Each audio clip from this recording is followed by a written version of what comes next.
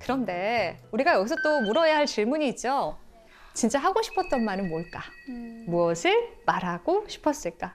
근데 일단 되게 힘들게 와가지고 딸이나 뭐 손자나 이렇게 맛있게 먹었으면 좋겠는 마음으로 이렇게 요리를 했는데 그거 감자가 쉬었다고 하니까 속상한 거예요. 근데 그 속상함을 감자한테 풀 수는 없잖아요. 감자는 리액션을 못 해주니까. 여러분 제가 하나 깨달아가요. 나는 감자보단 낫구나. 네. 저희 엄마는 어떤 욕구를 가졌을까? 저를 잘 돕고 싶으셨던 거죠. 그리고 또 인정받고 싶은 마음도 있었을 거예요. 내가 딸을 이렇게 돕는다는. 그래서 어떤 기대를 가지셨냐면 윤나가 잘 먹었으면 좋겠다. 네, 그래서 건강했으면 좋겠다. 이런 기대가 있겠죠. 네. 근데 이게 충족이 안 됐잖아요. 감자가 쉬어버려서요. 그럼 이제 위로, 감정. 불편한 감정이 확 올라온 거죠. 진짜 속상하고 그리고 짜증나죠. 힘들게 만들었는데 그런 여러 정보들이 그 안에 확 있는데 이제 그거 연습해 본 적이 없으니까 그게 쉬긴 뭐가 쉬어. 이제 이렇게 나가는 거죠. 자, 만약에 엄마가 저와 같이 말그릇 공부를 좀 하셨더라면 뭐 이렇게 말할 수 있었을까요? 윤나야, 엄마는 너를 잘 돕고 싶어. 너가 더 잘 됐으면 좋겠어. 엄마가 힘을 보탤 거야.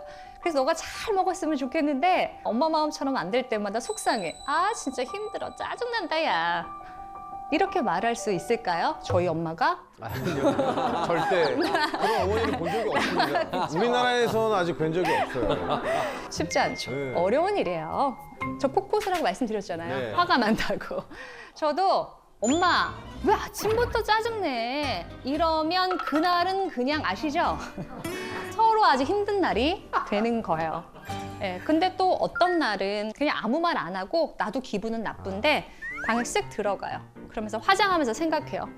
엄마는 원래 저랬어. 아시죠? 하루 종일 저 혼자 꿍시렁 꿍시렁.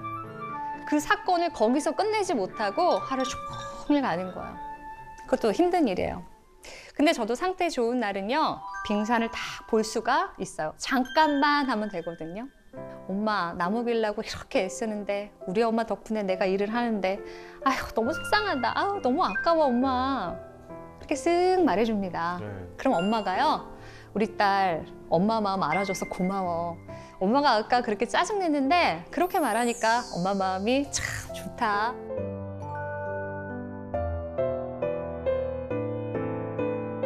이런 말은 안 해요. 기대도 안 해. 제가 엄마 마음 알아주면 그냥 뒤통수 보고 하는 거거든요. 엄마 저하고 눈도 안 마주쳐요. 근데 그 말이 엄마한테 필요했다는 걸 알 수 있어요.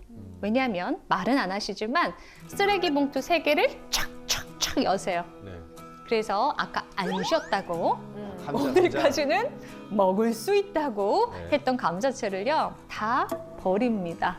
안 쉬었다더니 왜 버릴까요? 사람의 마음은요 누가 내 빙산을 알아주면 더 이상 투쟁할 필요가 없다. 더 이상 방어할 필요가 없다는 것을 알게 되는 것 같아요. 우리가 어릴 때 읽었던 동화 기억나시죠? 사람의 마음을 움직이는 건 바람의 방식이 아니라 햇님의 방식이라는 걸 확인할 수 있는 장면이죠. 결혼하신 분 중에서 한번 생각해 보세요. 내가 신혼여행에서 이 사람은 아닌가? 이런 생각 혹시 해본 적 있는 분 계신가 모르겠어요. 제가 어떻게 뽑았는지 말씀드렸잖아요. 네, 구구절절. 네. 저한테는 정말 힘든 과정이었는데 너무 대화가 안 통하는 겁니다. 그때 그 오빠 맞나?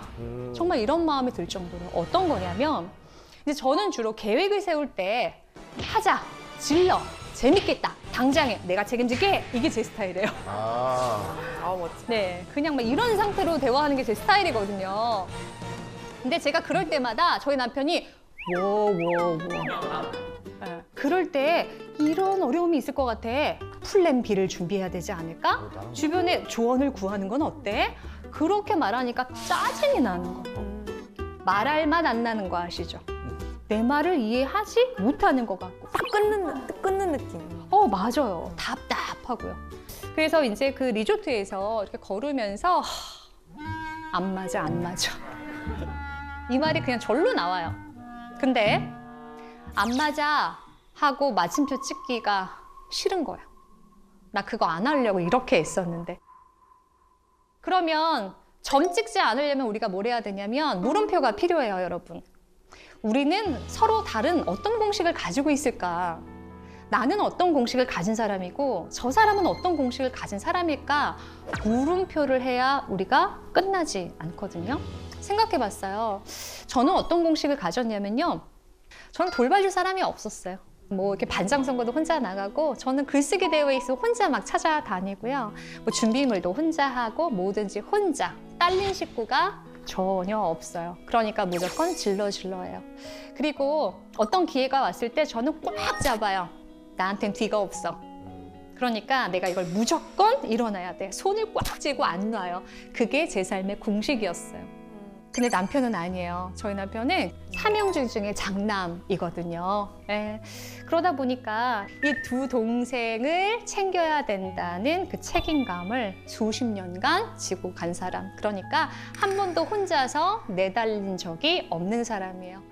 또 ROTC 장교 출신인데요. 그 과정을 거치는 동안 안전에 대한 강박이 생긴 것 같아요. 그러니까 앞으로 빨리 가는 게 중요한 게 아니라 문제가 안 생겨야 되는 거예요. 어떤 문제가 생기면 그건 다 내 책임이라는 거죠.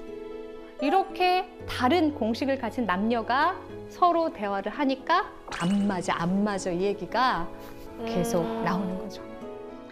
저는 여전히 저희 남편과 대화할 때요 속이 터져요. 괜찮지 않아요. 그러면 그때 제 다이어리 앞장에 이렇게 써놓습니다. 그도 그의 삶에 최선을 다하고 있다. 그의 공식으로. 예. 맞아. 너무 와닿는다. 그도 그의 삶에 최선을 다하고 있다. 정말 이해하고 싶었어요. 네. 진짜 노력하는 거예요, 저도. 여러분, 우리가 가족들의 공식을 언제 알 수 있냐면 그 사람의 구체적인 경험, 에피소드를 들을 때 우리는 그 공식을 이해할 수 있게 됩니다. 인생에 작은 성공과 실패들이 있어요. 그 작은 성공과 실패에서 이 사람은 뭘 보고, 뭘 듣고, 뭘 느꼈을까, 뭘 결심했을까, 뭘 배웠을까. 이것들을 우리가 들을 때 이 사람의 공식을 이해하게 된다는 거죠. 첫째가 이제 초등학교 4학년, 둘째가 유치원생이에요. 4살 차이 나거든요. 4살 차이면 별로 안 싸우죠. 이런 말은 하지도 마세요. 왜요? 싸웁니까? 너무 싸워요. 너무 싸우고 이제 싸우다가 큰애가 도저히 안 될 것 같으면 쥐어박으면 또 혼나니까 저한테 와서 어머니 동생을 왜 낳으셨어요? 이렇게 되는 거예요. 귀여워. 귀엽다고요? 그 말 딱 들으면 이제 혈압이 오르는 거예요. 동생을 왜 낳았냐고? 이렇게요. 진짜. 그러면 이제 둘째도 가만히 안 있죠. 네. 둘째도 와서 엄마, 형아가 집을 나갔으면 좋겠어요. 막 이렇게 와요. 와, 이거 어떻게 설명해야 돼? 자, 그러면 여러분 이제 불편한 상황이잖아요. 불편한 자극이 나한테 막 오고 있단 말이에요. 그때 여기서 무조건 말을 시작하면 그 말은 좋게 나오기가 어려워요. 그러니까 내가 말을 하기 전에 잠깐만, 내가 뭘 원하지? 그러니까 아이한테 무슨 말을 해줘야지? 그게 아니에요. 내가 뭘 원하지를 먼저 가야 합니다. 내가 아이를 잘 가르치고 싶다. 제 욕구, 엄마의 욕구를 찾아냅니다. 너희들이 서로를 비난하느라 엄마가 못 알아듣겠어. 비난하지 말고 원하는 걸 말하세요. 이렇게 말하면 다 아이들도 찾아냅니다. 엄마 이 장난감 이거 내 거니까 내가 갖고 놀게요. 나 형아랑 놀고 싶은데 형아가 안 껴줘요. 형아랑 놀고 싶어요. 아까랑은 전혀 다른 말이죠. 집을 나가라. 너가 왜 태어났냐. 걔네들이 하고 싶었던 말은 그게 아닌 거죠. 욕구를 생각. 내가 원하는 게 뭔지 내가 원하는 게 뭔지 모르는 채 말을 하면 다른 데서 그렇게 우물을 파는 경우들이 많죠. 반대로 생각하면 부모님도 그걸 잘 해석해서 들어줘야겠네요. 그렇죠. 맞아요. 그렇구나. 여러분이 혹시 어릴 때 네. 내가 막 이유 없이 짜증내고 막 신경질 내고 할 때요. 여러분의 어머니가 혹은 아버님께서 우리 딸 원하는 게 뭐야? 와, 정말 영화다, 영화. 그렇게 나는 질문 받아봤다 있으세요, 혹시? 오늘도 없네요. 네. 그 소리는 들어봤어요. 어떤 말 들어보셨어요?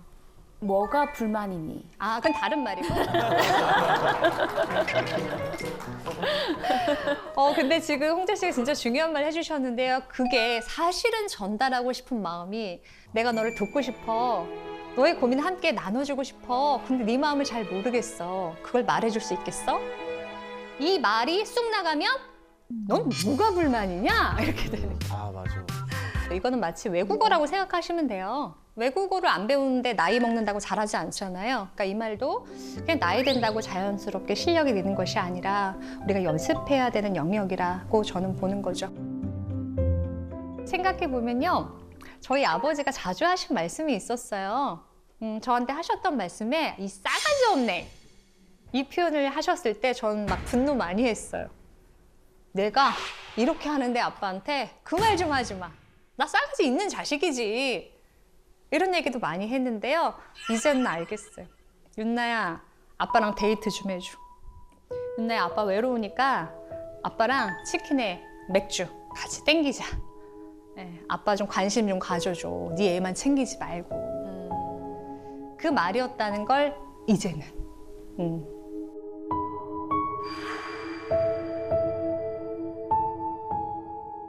욕구의 말을 찾아내는 연습을 한번 해보려고 하는데요. 도대체 당신은 집에서 뭐 하는 거야? 저도 비슷한 말을 종종 써요. 그러니까 제가 남편보다 퇴근이 늦을 때가 많아요. 그러면 남편이 10시까지 애 재우고 있기로 약속을 하거든요. 근데 이제 아파트 현관문을 10시 반에 열면 집은 전쟁터고 애들은 전쟁고하고. 그러면 저도 모르게 당신 애들하고 도대체 뭐 한 거예요? 이 말이 그냥 툭 흘러나오죠. 자, 그럼 여기에 숨어있는 욕구의 말을 한번 찾아볼 텐데요. 진짜 하고 싶은 말이 뭘까요? 쉬고 싶다? 쉬고 싶다? 박수 한번 부탁드려요. 우와, 소름 끼친다. 대단하다, 대단해. 대단하다. 그렇죠. 쉬고 싶다는 거죠. 그래서 저는 이렇게 연습을 해요. 문고리를 열기 전에 쉬고 싶다. 난 쉬고 싶어. 열면 늘 그래요. 늘 전쟁터고 전쟁고하고 엄마 하면서 이렇게 온단 말이죠. 아직 목욕도 안 한 채로. 그러면 여보, 나 쉬고 싶어. 이 거실문도 치워줘요. 목욕은 내가 애들하고 할게. 이 말을 약간 기계처럼 의식적으로 그 연습을 통해서 우리의 말그릇도 커진다는 거. 그리고 또 하나 말씀드리고 싶은 건 우리가 원하고 기대하는 걸 말하는 것도 서툴지만요. 반대로 상대가 어떤 원하는 것을 말할 때 그걸 편안하게 받아주는 능력도 저는 좀 더 연습이 필요하다고 생각해요. 예를 한번 들어볼게요. 이것도 제 아들하고 있었던 일인데요. 네. 아이들과 이제 큰 가구 매장에 이제 갔는데 가보니까 사람이 되게 많더라고요. 그래서 카트에 아이들을 이제 태우고 저는 이제 코트도 못 벗는 거예요. 그러면 그래서 이 코트도 껴입고 막 땀을 뻘뻘 흘리면서 필요한 물건들을 막 이렇게 사고 있었어요. 저희 큰아이가요 이렇게 말하는 거예요. 엄마 집에 가고 싶다 이러는 다 사면 거예요. 그러지. 듣는 순간 딱 불편했어요. 가긴 뭐가 가 막 이러면서. 네. 근데 제가 이제 반응을 안 하니까 저희 아이가 조금 더 큰 소리로 말합니다. 집에 가고 싶다. 그 순간 제가 땀도 나고 힘들고 듣기 싫은 소리를 들었으니 이제 잠깐만이 안 된 거예요. 불기둥 같은 게 확 올라왔어요. 폭포가. 그렇죠. 네, 활짝 열렸어요. 그래서 제가 그 카트를 벽에다 딱 세우고 아이를 보면서 말했어요. 지금 엄마 힘든 거 안 보여? 그랬더니 이 아이가 뭐라고 하는지 아세요? 엄마, 내가 가고 싶다고 했지. 가자고 한 건 아니잖아요? 뭐야? 엄마는 가고 싶은 내 마음만 알아주면 되는 거 아닌가요? 호랑이 새끼를 키웠죠. 야, 대단하다. 그래서 제가 그 말을 딱 듣고 나서요. 정신을 차리고 아이에게 말했어요. 좋아, 너 가고 싶지? 가고 싶을 거야. 근데 엄마 30분이 더 필요해. 근데 30분 동안 너가 가고 싶다는 말을 들으면 엄마가 되게 불편해지고 막 조급해져. 그러니까 그 말 하지 말고 좀만 기다려줘. 할 수 있겠어? 또 지가 한 말이 있잖아요. 네. 지가 하는 게 있으니까 네, 30분 동안 그냥 조용히. 이렇게 가족 간에는 동의를 원하는 것이 아니라 내가 갖고 있는 그 욕구를 좀 알아주세요. 그거를 우리 가족만큼은 좀 인정해 주세요. 무시하지 말아 주세요. 그렇게 말할 때가 많다는 거죠. 제가 이제 어머니가 떠나고 나서요. 저를 몇 년 동안 돌봐주신 친할머니가 있으셨어요. 뭐 작은 집, 고모 집을 이렇게 전전하면서 저를 먹이고 재우고 입혀주셨어요. 저한테는 엄마 같은 존재죠. 근데 이제 할머니가요, 제가 중학교 때 무릎 수술을 하셨는데요. 그날이 제 개학날이었던 거예요. 그러니까 이 어린 마음에 전날 할머니 병실에서 막 기다리고 있으니까 너무 짜증이 나는 거예요. 할머니다, 실내화도 사야 되고 노트도 사야 되고 할 거 너무 많은데 이랬겠죠. 그러니까 할머니가 꼬깃꼬깃한 돈을 저한테 쥐어주시면서 문방구 문 닫기 전에 얼른 가서 사 이러면서 쥐어주셨어요.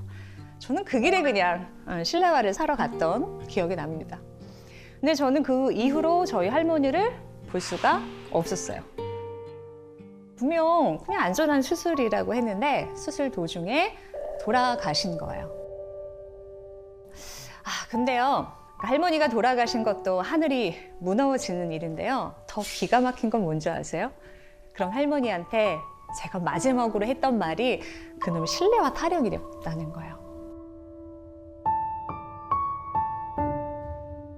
우리가 살아가면서 마지막이 언제일지 모른다는 거 다 알고 계실 겁니다. 그런데 우리의 말도 그래요.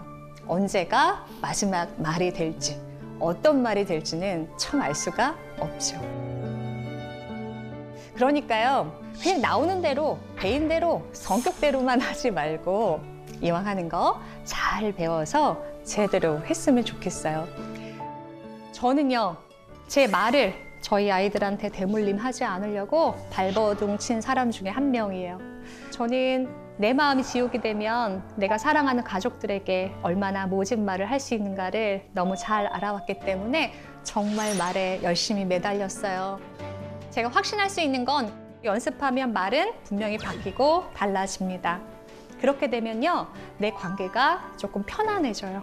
그러니까 우리요, 마음이 말로 잘 전달되도록, 사랑이 사랑으로 잘 느껴지도록 말했으면 좋겠어요. 여러분, 말마음 건강하세요. 고맙습니다.